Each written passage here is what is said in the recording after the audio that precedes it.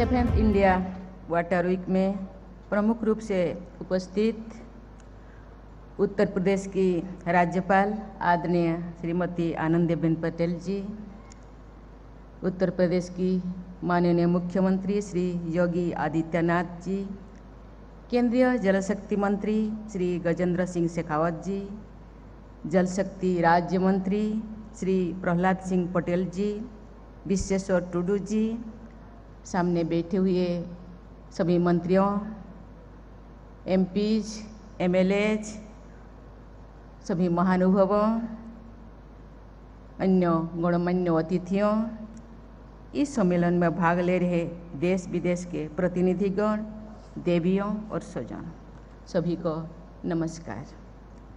आज मुझे 7th India water week का उद्घाटन करके हार्दिक प्रसन्नता हो रही है। मुझे खुशी है कि 5 दिनों तक चलने वाले इस आयोजन में देश विदेश से आए विशेषज्ञ जल जैसे समसामयिक मुद्दे पर चर्चा करेंगे और इसके संरक्षण के उपाय सुझाएंगे। मैं इस महत्वपूर्ण आयोजन के लिए जल शक्ति मंत्री श्री गजेंद्र सिंह शेखावत जी, उनके सहयोगियों और उत्तर प्रदेश सरकार की सराहना करती हूँ। जल के बिना किसी भी जीवन की कल्पना असंभव है। भारतीय सभ्यता में भी, जीवन में और जीवन के बाद की यात्रा में भी जल का महत्व है। आप लोगों में से ज़्यादातर लोगों ने ऋषि भगीरथ द्वारा पवित्र गंगा की जमीन पर लाने का ये नदी का कारण सुना होगा। अपने पुरखों को मोक्ष दिलाने के लिए उन्होंने तपस्या की और गंगा नदी का पृथ्वी पर अवतरण हुआ। विज्ञान के इस युग में ये कहानी भले ही मिथक लगे, पर इसका सार है जल का हमारे जीवन में महत्व।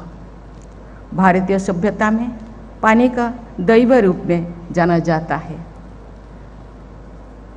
ऋग्वेद में लिखा है, या आप दिव्या उतो वा स्रवंती खनित्रमा उतो वा याह सोयोजाह समुद्रार्था याह सुजोयो पवकास्ता आप देवीरीहो मामवंतु। अर्थात जो जल अंतरिक्ष से उत्पन्न होते हैं, नदी के रूप में बहते हैं, जो खोदकर निकाला जाते हैं अथवा जो अपने आप उत्पन्न होकर सागर की ओर गति करते हैं, जो दीप्तियुक्त पवित्र करने वाले हैं, ये देवी रूप जल यहाँ हमारा रक्षा करे। यही वजह है कि पानी के समस्त स्रोतों को पवित्र माना जाता है। लगभग हर धार्मिक स्थल नदी के तट पर स्थित है। ताल, तलैया और पोखरों का स्थान समाज में पवित्रता का होता रहा है, पर वर्तमान समय पर नजर डाले तो कई बार स्थिति चिंताजनक लगती है। बढ़ती हुई जनसंख्या के कारण हमारी नदियों में और जलाशयों की हालत क्षीण हो रही है। गंगा के पोखरे सूख रहे हैं। गांव में पोखरी का हालत खराब होते जा रहा है। कई स्थानीय नदियां विलुप्त हो रहा है। कृषि और उद्योगों पर जल का दोहन जरूरत से ज़्यादा हो रहा है। धरती पर पर्यावरण संतुलन बिगड़ते लगे हैं। मौसम का मिजाज बदल रहा है और बेमौसम अतिवृष्टि आम बात हो गया है। इस तरह की परिस्थिति में पानी के मैनेजमेंट पर विचार विमर्श करना बहुत ही सराहनीय कदम है। इसके कई पहलू हैं। मिसाल के तौर पर कृषि क्षेत्र में विविधता के साथ ऐसे फसलें लगाई जाएं जिसमें पानी की खपत कम हो। गुजरात का सौराष्ट्र क्षेत्र अपने भौगोलिक स्थिति के कारण जल अभाव क्षेत्र था। 20-25 साल पहले महिलाओं द्वारा सिर पर घड़ा लेकर पानी लाना एक आम दिनचर्या थी। शहरों में वाटर टैंकर्स द्वारा पानी की सप्लाई होती थी। पानी माफिया का बोलबाला था। आज ये सब इतिहास बन गई है। सैन्य योजना वहाँ पानी के मैनेजमेंट का उत्कृष्ट उदाहरण है। अन्य कई राज्यों ने भी इस तरह के फसल प्रयोग किए हैं। देवियों और स्वजनों, मुझे ये जानकर प्रसन्नता हो रही है कि इस वाटर वीक के दौरान जल से जुड़े विभिन्न विषयों पर सेमिनार और अन्य कार्यक्रम आयोजन किए जाएंगे, जिनमें न सिर्फ जल संरक्षण बल्कि पर्यावरण, कृषि और विकास से जुड़े अनेक पहलुओं पर भी चर्चा होगी। ये मुद्दे सिर्फ भारत ही नहीं बल्कि पूरे विश्व के लिए प्रासंगिक है। जल का मुद्दा राष्ट्रीय सुरक्षा से भी जुड़ा हुआ है, क्योंकि उपलब्ध फ्रेश वाटर का बहुत बड़ा हिस्सा 2 या अधिक देशों के बीच में फैला हुआ है। ये संयुक्त जल संसाधन किसी भी देश द्वारा दूसरे देश के खिलाफ हथियार के रूप में प्रयोग किया जा सकता है और अंतर्राष्ट्रीय संघर्ष का रूप ले सकता है। इसलिए जल संरक्षण और प्रबंधन में अंतर्राष्ट्रीय सहयोग का भी आवश्यक है। एक खुशी की बात है कि डेनमार्क, फिनलैंड, जर्मनी, इस्राएल और यूरोपियन यूनियन इस आयोजन में भाग ले रहे हैं। मुझे आशा है कि इस मंच पर विचारों और टेक्नोलॉजीज के आदान प्रदान से भी सभी को लाभ मिलेगा। देवियों और स्वजनों, आने वाले वर्षों में बढ़ती हुई जनसंख्या के स्वच्छ पेयजल उपलब्ध कराना बहुत बड़ी चुनौती है। पानी का मुद्दा बहुआयामी और जटिल है, जिसके समाधान के लिए सबके प्रयास की जरूरत है। जल शक्ति मंत्रालय इस कार्य को लेकर संकल्पबद्ध है। भारत सरकार ने वर्ष 2019 में जल जीवन मिशन की शुरुआत की थी, जिसका लक्ष्य वर्ष 2024 तक हर ग्रामीण घर में नल से जल पहुंचाना है। आपको ये जानकर खुशी होगी कि जल जीवन मिशन के प्रारंभ के समय देश में जहां केवल 3 करोड़ 23 लाख ग्रामीण घरों में नल से जल की आपूर्ति होती थी, वही अब करीब 10 करोड़ 43 लाख घरों में नल से जल की आपूर्ति हो रही है। इस मिशन से गांव के लोगों को स्वच्छ पानी पीने के लिए मिल रहा है, जिसके जल जनित बीमारियों में भी उल्लेखनीय कमी आई है। नल से घर घर जल की आपूर्ति ने पानी की बर्बादी को तो रोका ही है, साथ ही उसके दूषित होने की संभावना को भी कम किया है। इस मिशन से हमारी बहनों बेटियों को पानी के लिए समय और ऊर्जा नष्ट नहीं करनी पड़ रही है। महिलाएं अब इस ऊर्जा और समय को अन्य रचनात्मक कार्यों में लगा पा रहे हैं। पानी हमारे किसानों और कृषि के लिए भी एक प्रमुख संसाधन है।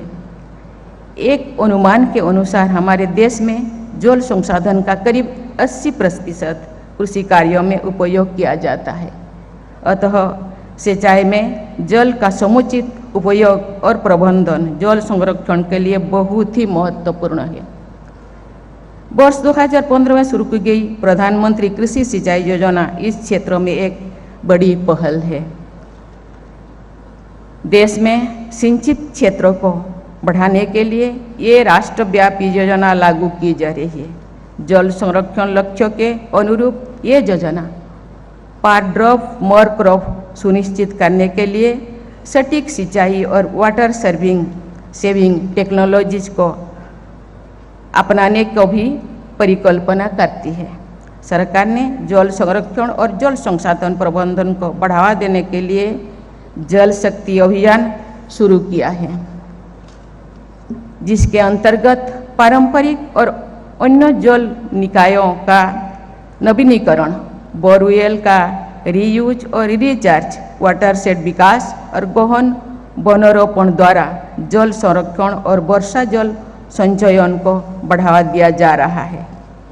देवियों और स्वजनों, आगामी दशकों में भारत की शहरी आबादी के तेज गति से बढ़ने का अनुमान है।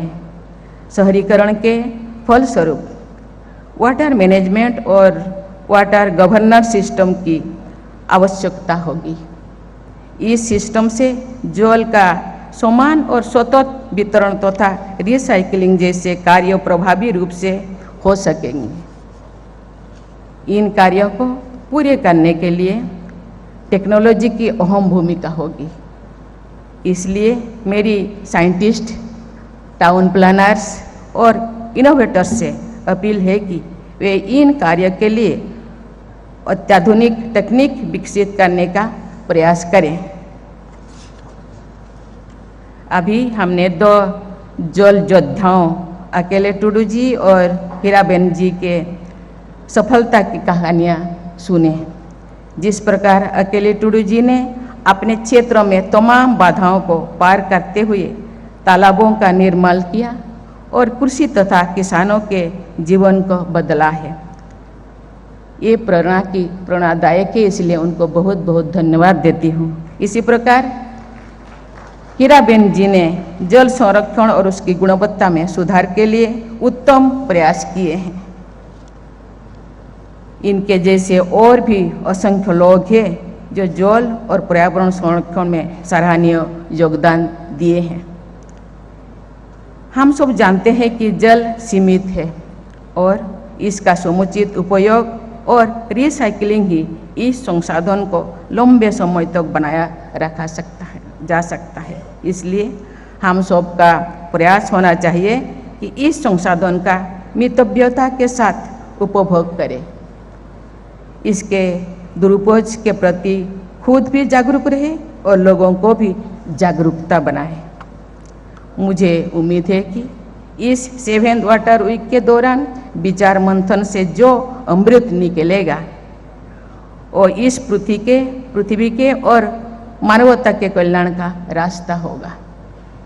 मैं आम लोगों, किसानों, उद्योगपतियों और विशेषकर बच्चों से ये अपील करूंगी कि वे जल संरक्षण को अपने आचार व्यवहार का हिस्सा बनाएं, क्योंकि ऐसा करके ही हम आने वाली पीढ़ियों को एक बेहतर और सुरक्षित काल देख सकेंगे। इसी के साथ ही आप लोगों को बहुत पुनः बधाई, धन्यवाद। जय हिंद, जय भारत।